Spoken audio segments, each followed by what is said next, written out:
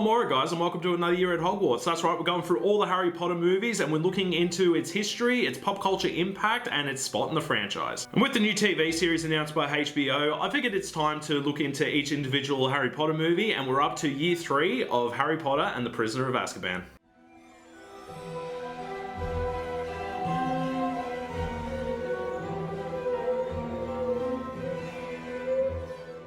Now, before we get started, guys, don't forget to hit that notification button if you want more videos like this. Don't forget to like, share, and subscribe. And if you're only just joining us now, feel free to click here to look at our previous videos. And with that being said, let's get into it. With the film adaptation of Harry Potter and the Prisoner of Azkaban, production of the Harry Potter films switched to an 18-month cycle, which producer David Heyman explained was to give each film the time it required. At least the cast can have a sit down for a bit. But Chris Columbus, who directed the first 2 Harry Potter movies, decided not to return for the 3rd installment as he wanted to spend more time with his children. But he did stay on as a producer, which did give him a work-life balance. Which definitely meant that Warner Brothers had the trouble of finding another director and started running around like a bunch of headless chickens. Now, Guillermo del Toro was approached to direct, but had envisioned a more Dickinson version of the stories, and was put off by the first 2 films, which he found too bright and happy and full of light. God, can you imagine Guillermo del Toro's Harry Potter? Probably would have used the original design for Voldemort to scare the shit out of you. Mark Foster was approached to direct, but declined as he just filmed Finding Neverland, and said he didn't want to work with children again.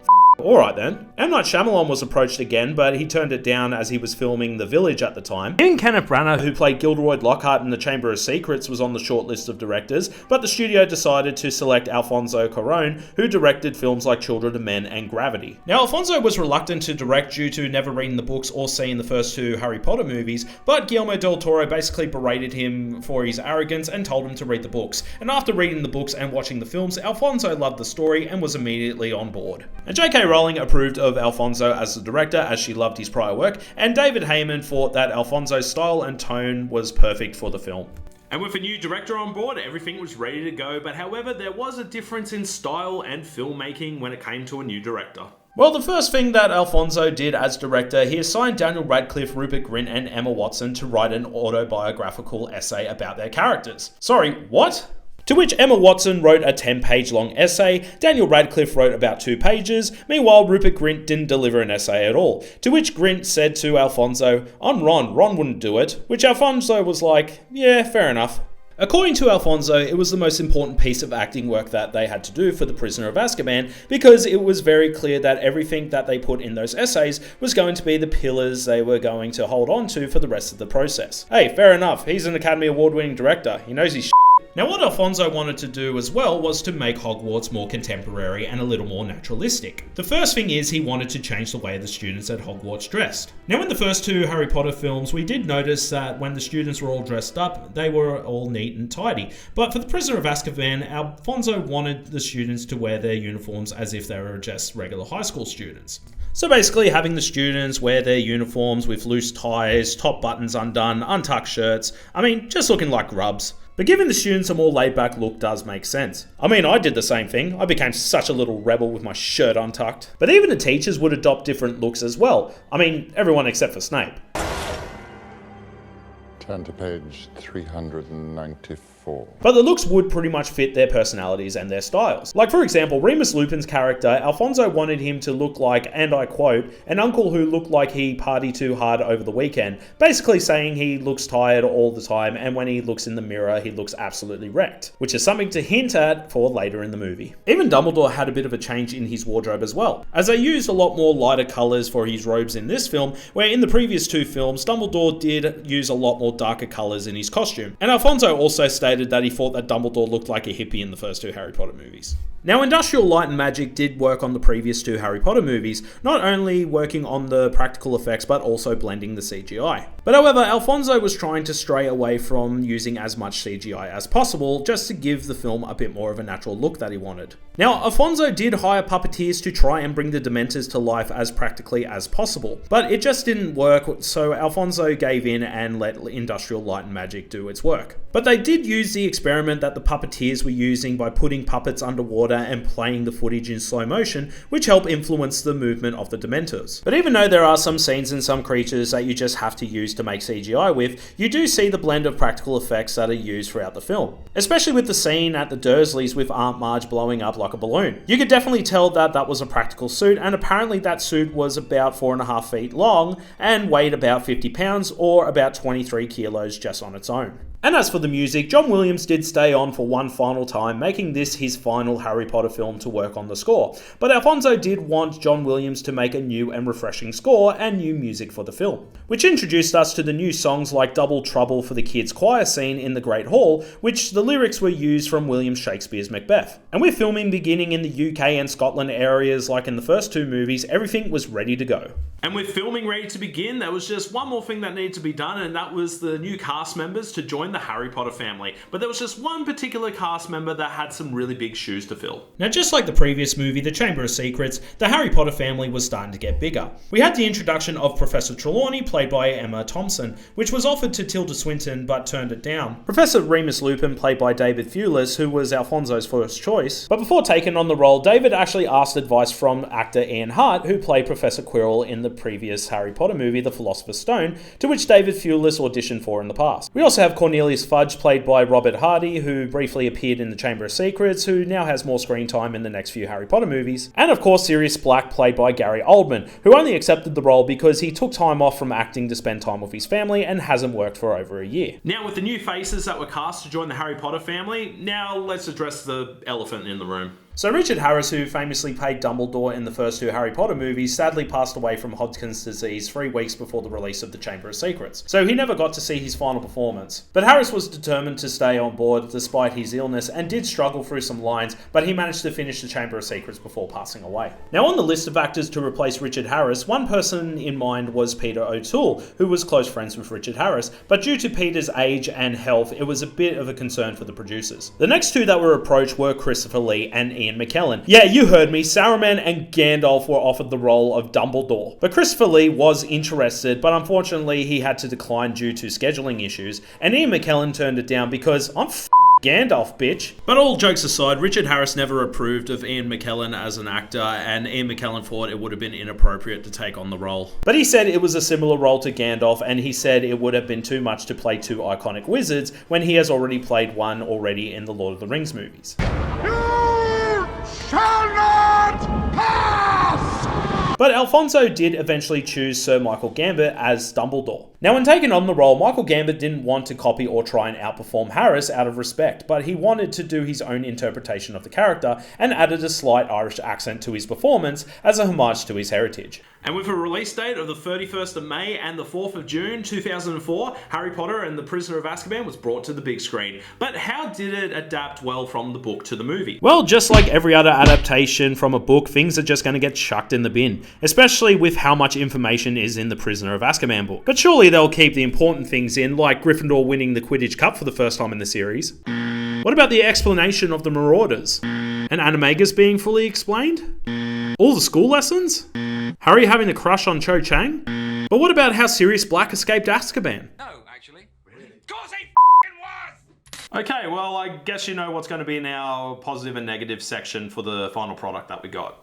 Okay, let's start with the massive negative about this movie. Yeah, so as you do read the Harry Potter books, they do start to get longer and they get way more informative than in the movies. And with the increasing plot complexity with the third book, while it's not Order of the Phoenix long, it was necessary to make a looser adaptation of the book's finer plot lines and backstory. Like the connection between Harry's father and the Marauders map is only briefly mentioned. The movie never says that the Marauders are James, Remus, Sirius and Peter, aka Moony, Wormtail, Patfoot and Prongs. And most of Sirius's backstory is also cut, with no mention of how and why he escaped Azkaban. Even classes get changed around or get cut out, like Buckbeak is the only hippogriff we see in the movie, where in the book there's multiple hippogriffs in the Care of Magical Creatures lesson. And most other lessons, including all of Snape's potion classes, were cut from the film. Some lines that were in the book are redistributed amongst multiple characters to cut for time, and McGonagall explains Animagus with more detail in the book, where in the film Snape explains it only briefly.